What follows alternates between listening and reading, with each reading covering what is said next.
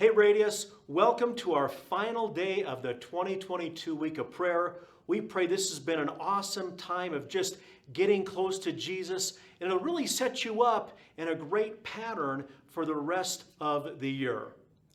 Do you remember these signs in math class? Greater than, less than, and equal to?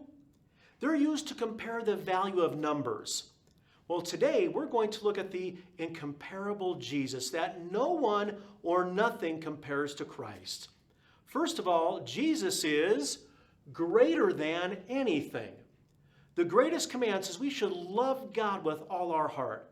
And so we should ask ourselves, do I prioritize my relationship with Christ?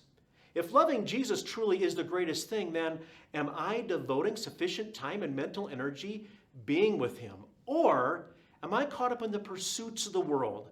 Money, acquiring stuff, if you're a student, sports, grades, popularity.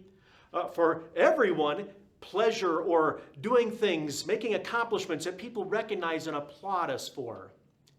Are our resources invested in building the kingdom or spent on our earthly desires that are going to depreciate and wear out? These are valuable questions to ask ourselves, including, am I obeying everything Jesus has said? Because He said, if you love me, obey my commands. Truly, Jesus is greater than everything. Secondly, everything in the world is less than Jesus. Isaiah chapter 40, verse 17 says, all the nations of the world are as nothing before Him. They are regarded by Him as less than, nothing, and meaningless. So there is nothing in this world that is important as Christ. Do our lives reflect how important He is? Jesus gave His all for you and for me, and because of that, we should have, number 3, equal commitment to Christ.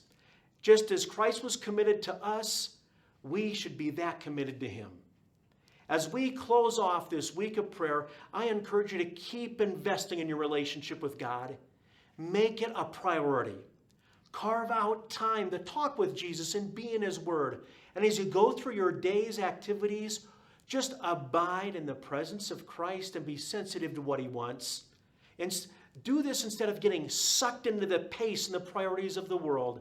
And as we do this, we are going to have an abundant life that's incomparable to anything this world has to offer.